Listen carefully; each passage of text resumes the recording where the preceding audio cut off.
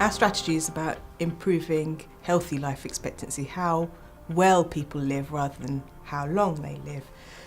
And in order to do that, we have to invest in children early on, because we know that the things that we do for children will be more cost effective than trying to pick up the pieces of poor health in adulthood. We know that if we can establish good, healthy lifestyles in children at a young age, that will last them and see them through their life course. To us, it's an absolute essential in terms of building for the future. It's important to have happy, active and healthy children in school. Obviously, the healthier your child is, the better they'll perform in school, the happier they'll be, the more a feeling of well-being they'll have when they come to school. And that's what we want, happy children who are performing well and achieving to their best ability.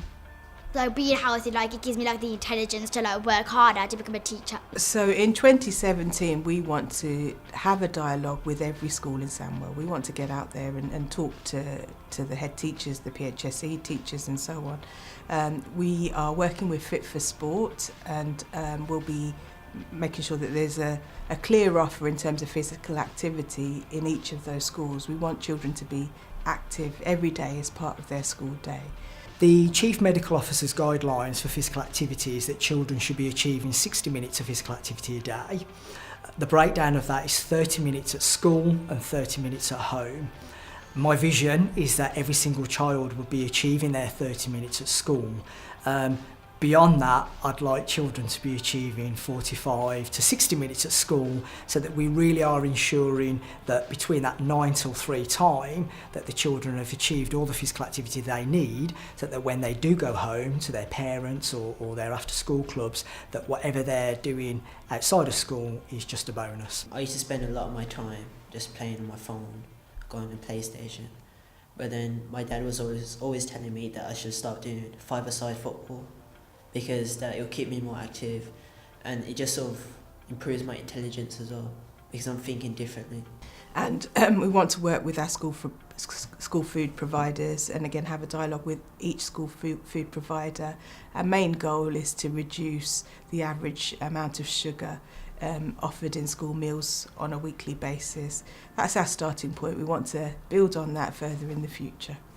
The schools are actually presenting their visions for, I think, healthy life expectancy and healthy lifestyles. This is what the children and the teachers and the parents in the schools are doing. They're showing us how they're learning and what could be done in the future. And these are small steps right now, but over a decade, 2 decades, that's where I believe we'll see the impact. Because like in the past, I would just like, when I'm hungry, I'll ask for a biscuit. Yeah, and now I realise that how kind of things you eat when you're younger, it will kind of affect you older, because you're gonna think you're just gonna eat all that. We have 2 main goals for 2020 relating to schools.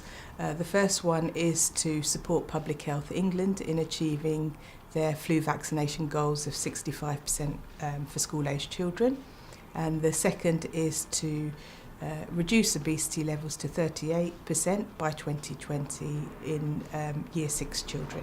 Children who are obese are likely to become obese adults, and they are at risk of a range of health issues. This can include type 2 diabetes, sleep apnea, cancers, and a range of other issues as well that we want to stem before it gets worse. We've been doing some visioning work in the council, and the theme of investing in children and raising aspirations has come out really strongly from all quarters across the council.